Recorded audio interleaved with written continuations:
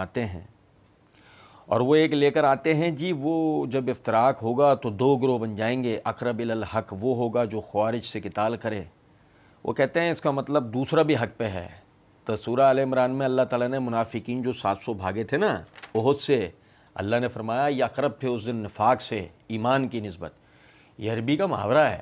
اقرب الی الحق کا مطلب ہے حق والا، کیونکہ دوسری جگہ تو باطل ون سائیڈڈ ہے کہ باغی جماعت قتل کرے گی، وہ اللہ کی طرف بلائے گا، وہ دوزخ کی طرف جماعت بلا رہی ہوگی. ون سائیڈڈ بات ہے. اقرب الی الحق لیتے ہیں، اس کو فٹ ان کرے نا تو یزید والا معاملہ جو ہے وہ بالکل اس اعتبار سے مجرم بنتا ہے. اس کے دور میں یہ معاملات ہوئے، وہ اس کے اندر 100% تھا. اور وہ ایک لے کے آتے ہیں جی وہ جب افتراق ہوگا تو دو گروہ بن جائیں گے. اقرب الی الحق وہ ہوگا جو خوارج سے قتال کرے. وہ کہتے ہیں اس کا مطلب دوسرا بھی حق پہ ہے. تو سورہ ال عمران میں اللہ تعالیٰ نے منافقین جو 700 بھاگے تھے نا اس سے احد سے، اللہ نے فرمایا یہ اقرب تھے اس دن نفاق سے ایمان کی نسبت. یہ عربی کا محاورہ ہے. اقرب الی الحق کا مطلب ہے حق والا، کیونکہ دوسری جگہ پہ تو بالکل ون سائیڈڈ ہے کہ باغی جماعت قتل کرے گی، وہ اللہ کی طرف بلائے گا، وہ دوزخ کی طرف جماعت بلا رہی ہوگی. ون سائیڈڈ بات ہے. اقرب الی الحق لیتے ہیں، اس کو فٹ ان کرے نا تو یزید والا جو معاملہ ہے وہ بالکل اس اعتبار سے مجرم بنتا ہے. اس کے دور میں یہ معاملات ہوئے، وہ اس کے اندر 100%.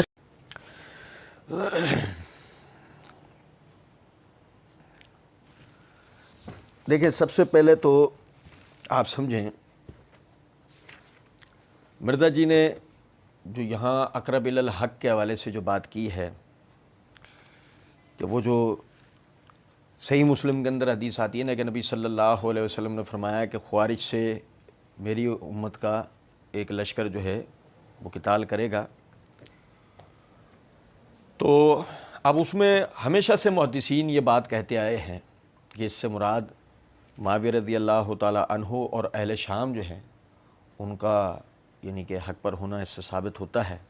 اب مرزا جی سے کہاں عزم ہو سکتا تھا؟ تو مرزا جی نے حدیث کے اندر تعویل کی اور ایسی بھونڈی تعویل کی کہ مرزا جی کہتے ہیں وہ دیکھو جی سورہ آل عمران میں منافقین جو 700 بھاگے تھے نا احد سے، اللہ نے فرمایا اقرب تھے اس دن نفاق سے ایمان کی نسبت. اچھا آپ دیکھیں یہ سورہ آل عمران کے اندر آیت نمبر ہے 167. اللہ رب العزت نے اس آیت کو اس طریقے سے شروع کیا ہے وَلِيَعْلَمَ الَّذِينَ نَافَقُوا وَقِيلَ لَهُمْ تَعَالَوْا قَاتِلُوا فِي سَبِيلِ اللَّهِ أَوِ ادْفَعُوا قَالُوا لَوْ نَعْلَمُ قِتَالًا لَاتَّبَعْنَاكُمْ هُمْ لِلْكُفْرِ يَوْمَئِذٍ أَقْرَبُ مِنْهُمْ لِلْإِيمَانِ. اور تاکہ ہم جان لیں جنہوں نے نفاق کیا اور جس دن ان سے کہا گیا کہ آؤ قتال کی طرف اللہ کے راستے میں اور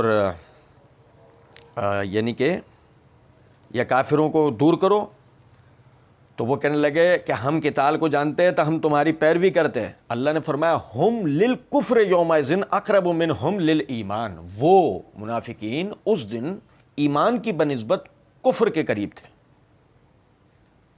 اب میری بات توجہ سنیں. مرزا جی نے یہاں پہ کیا کیا ہے کہ اقرب الی الحق کا جواب انہوں نے دیا ہے اس سے کہ جو منافقین جو بھاگے تھے نا احد سے، اللہ نے فرمایا اقرب تھے اس دن نفاق سے ایمان کی بنسبت، ایمان کی نسبت نفاق سے قریب تھے. اب یہاں مسئلہ یہ تھا کہ مرزا جی نے یعنی اقرب الی الحق کا معنی یہ بتانا ہے حق والا بمقابل کس کے؟ دوسرے گروہ کے، اور اس کو باطل پہ ثابت کرنا ہے. آیت جو مرزا جی نے پڑھی ہے اس کے اندر یعنی کہ یہ لفظ استعمال کیا اس دن وہ نفاق سے ایمان کے بنسبت زیادہ قریب تھے، لیکن اللہ رب العزت نے فرمایا وہ کفر سے بنسبت ایمان کے زیادہ قریب تھے، جس کا مطلب بالکل واضح ہے کہ یہاں صحابہ کا ذکر نہیں ہو رہا. کیونکہ یہ بات تو طے شدہ ہے کہ مرزا جی بھی یعنی یہ بات پہلے کہہ چکے ہیں کہ صحابہ 3 کیٹیگریز کے اندر تھے. ایک کیٹیگری وہ جو سابقون الاولون ہیں، دوسری منافقین، اور تیسرے ملے جلے اعمال والے. تو مرزا جی نے کفر کا تو ذکر کیا ہی نہیں نا کہ جو کفر کی طرف بھی تھے. اب آیت میں تو لفظ کفر تھا، مرزا جی نے اس کو گھما کے کر دیا نفاق. آیت میں موجود لفظ کو جو کفر تھا اس کو کر دیا نفاق. اب اس سے سامنے تاثر یہ دیا کہ دیکھو وہ ایماندار اس دن یعنی کہ کوئی یعنی اپنا نفاق کے اس دن زیادہ قریب ہو گئے تھے وہ جو یعنی وہاں سے بھاگے تھے. اب مرزا جی تاثر یہ دینا چاہ رہے ہیں کہ بالکل اسی طریقے سے وہ اقرب الی الحق تھے، وہ حق والے تھے، اور یہ لوگ اہل شام یہ نعوذ باللہ منافقین تھے۔ اچھا اب دیکھیں یہی وجہ ہے کہ آپ دیکھیں یہ میرے ہاتھ میں تفسیر ابن کثیر ہے، اس کی جلد نمبر 1 کا یہ صفحہ نمبر 462 ہے۔ حافظ ابن کثیر رحمۃ اللہ علیہ اس آیت کی تفسیر کرتے ہوئے فرماتے ہیں دونوں جماعتوں کی متبھیڑ کے دن جو نقصان تم کو پہنچا ہے کہ تم دشمنوں کے مقابلے سے بھاگ کھڑے ہوئے، تم میں سے بعض لوگ شہید بھی ہوئے اور زخمی بھی ہوئے، یہ سب اللہ کی طرف سے قضا و قدر سے تھا۔ اس کی حکمت اس کی یہ متقاضی تھی کہ اس کا ایک سبب یہ بھی تھا کہ ثابت قدم غیر متزلزل ایمان والے صابر بندے بھی معلوم ہو جائیں اور منافقین کا حال بھی کھل جائے، جیسے عبداللہ بن ابی بن سلول اور اس کے ساتھی، جیسے عبداللہ بن ابی بن سلول اور اس کے ساتھی کہ راستے میں سے واپس لوٹا ہے، کہ راستے میں سے واپس لوٹا ہے۔ ایک مسلمان نے انہیں سمجھایا کہ بھائی آؤ اللہ کے راستے میں جہاد کرو یا کم از کم ان چڑھ آنے والوں کو ہٹاؤ، لیکن انہوں نے ٹال دیا کہ ہم تو فنون جنگ سے بے خبر ہیں، اگر جانتے ہوتے تو ضرور تمہاری پیروی کرتے۔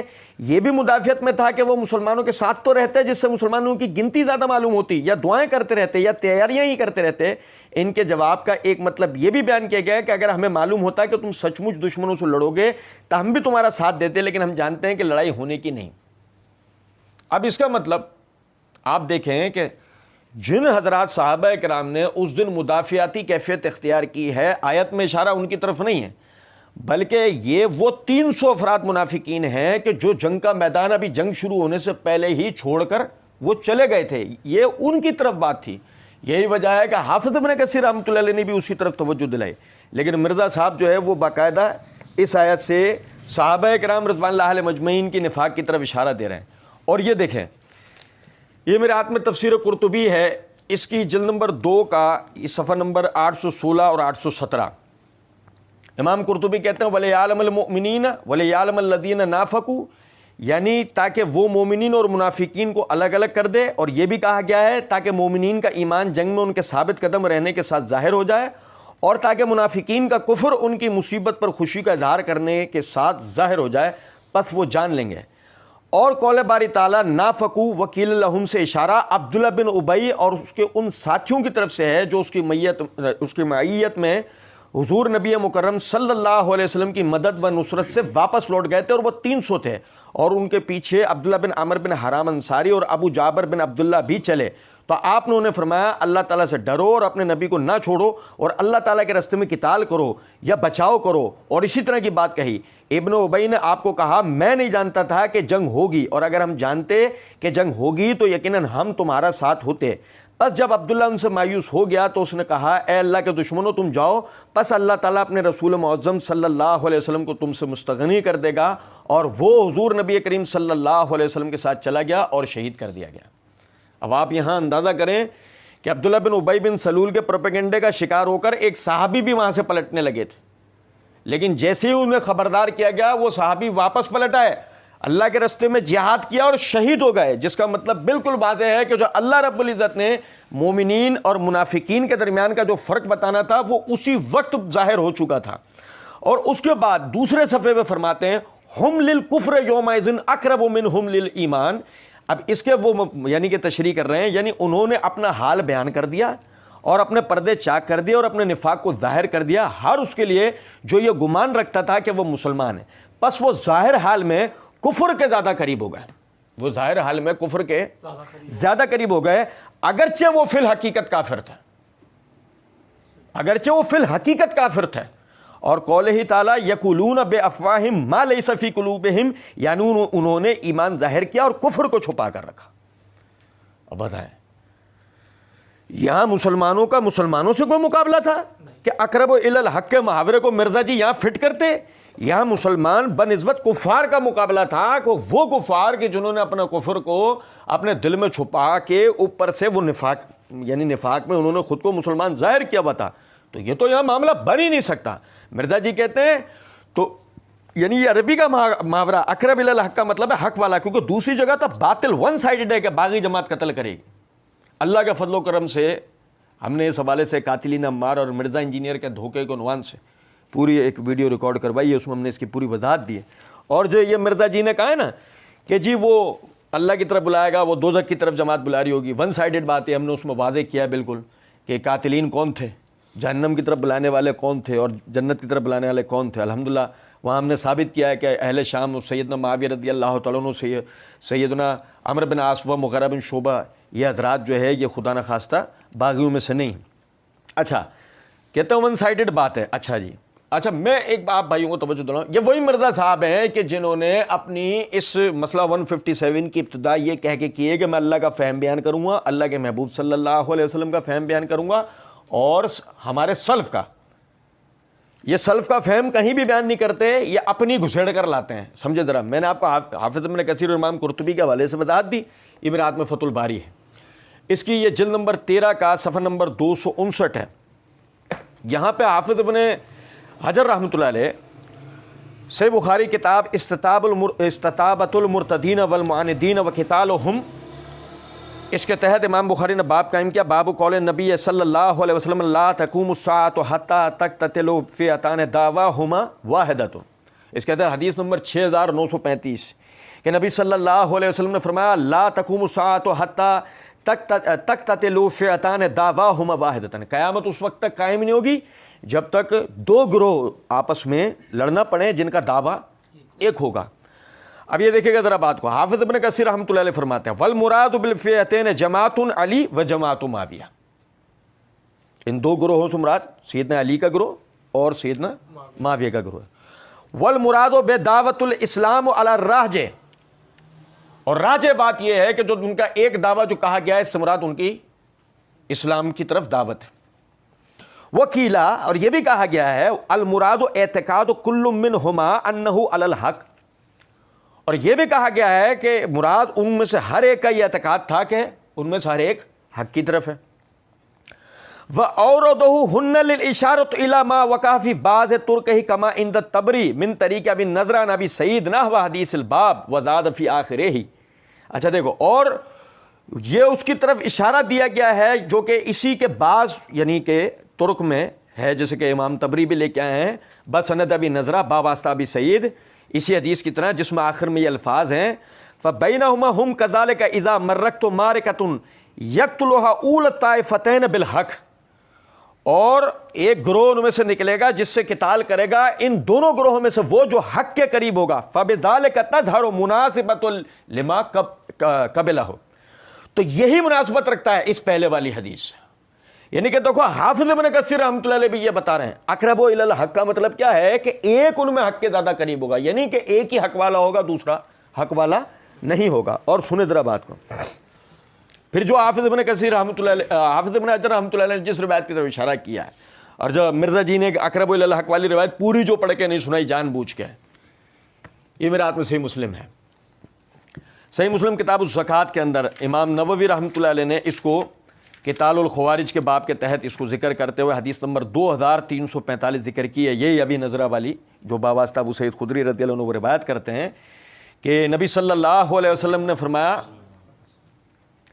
تمرک مارکۃ عند فرقۃ من المسلمین, فرقۃ من المسلمین یقتلها اول الطائفتین بالحق, کہ نبی صلی اللہ علیہ وسلم نے فرمایا مسلمانوں کے میں تفریق کے وقت, مسلمانوں میں تفریق کے وقت ایک گروہ جدا ہو جائے گا اور مسلمانوں کی دو جماعتوں میں سے جو حق کے زیادہ قریب ہوگی وہ اس فرقے کو قتل کرے گی.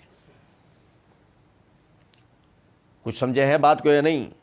تو مطلب عرض کرنے کا ہے کہ اگر اقرب الی الحق کا مطلب ون سائیڈڈ بات ہوتی تو جب تک ہوتی جب تک اقرب الی الحق کا جملہ ہوتا ہے, جبکہ بات اس طرح ہے فرقۃ من المسلمین, وہ اس میں سے نکلے گا یقتلوہا اول الطائفتین بالحق, اسے قتل کرے گا دو طائفوں میں سے ایک جو حق کے زیادہ قریب ہوگا.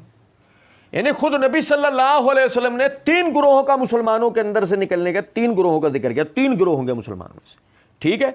ایک کو باطل پہ قرار دیا ہے کہ جس کو دو میں سے کون قتل کرے گا جو حق کے زیادہ قریب ہو, جس ایک کو باطل پہ قرار دیا اس کے قتل کی طرف اشارہ دیا. اور مرزا جی اور ہمارا اس بات پہ اتفاق ہے کہ اس سے مراد خوارج ہیں, صحابہ نہیں ہیں, اس سے مراد خارج ہیں صحابہ نہیں ہیں. اب کہتے ہیں کہ جی اس کو فٹ ان کریں نا تو یزید والا معاملہ جو ہے وہ بالکل اس اعتبار سے مجرم بنتا ہے. اس کے دور میں یہ معاملات ہوئے, وہ اس کے اندر 100% تھا, وہ اس کے اندر مرزا جی کو سننے والے ایک تو وہ طبقہ کہ جو غیر جانبدار ہے، اور ایک وہ طبقہ جو مرزا جی کے اندھے بہرے لنگڑے لولے مقلد ہیں. سب کی جناب میں میری گزارش ہے آپ ذرا سمجھیں اس بات کو کہ اس کے دور میں معاملات ہوئے وہ اس کے اندر 100% تھا. یہ جو مرزا جی کا یہ کہنا کہ یزید سیدنا حسین کی شہادت کا 100% ذمہ دار ہے، یہ اس صورت میں تو کہا جا سکتا تھا کہ جب صحیح سند سے ثابت بات ہوتی کہ یزید یا تو قتل حسین کا حکم دینے والا ہے یا اس پر راضی ہونے والا ہے. آپ سمجھ رہے ہیں بات کو؟ یہ تو اس صورت کے اندر تو ممکن تھا کہ جب ہم یہ کہہ سکتے تھے کہ 100% جو ہے یزید اس کے اندر ملوث ہے. لیکن اگر یہ بات ثابت نہیں ہوتی تو اس صورت میں مرزا کا یہ کہنا وہ 100% تھا. غلو کے علاوہ کوئی اور چیز ہو سکتی ہے؟ کم از کم یہ مبالغہ رہی ہے. کم از کم ہم یہ نہیں کہتے کہ چلو ہم مرزا صاحب کی رکھ لیتے ہیں بات کہ جی مرزا صاحب نے یہاں پہ دجل نہیں کیا، مرزا صاحب نے دھوکہ نہیں دیا. لیکن جب مرزا جی یہ کہتے ہیں 100% یزید اس کے اندر شریک تھا، 100% آپ جب کہہ سکتے ہیں کہ جب آپ کو 100% کا ثبوت آپ کے پاس ہو. پلے کیا آپ کے سوال کرنے والے نے آپ سے سوال بھی کر لیا، آپ نے اس کے جواب کے اندر ایک دلیل آپ اس کے اوپر نہیں دے سکے.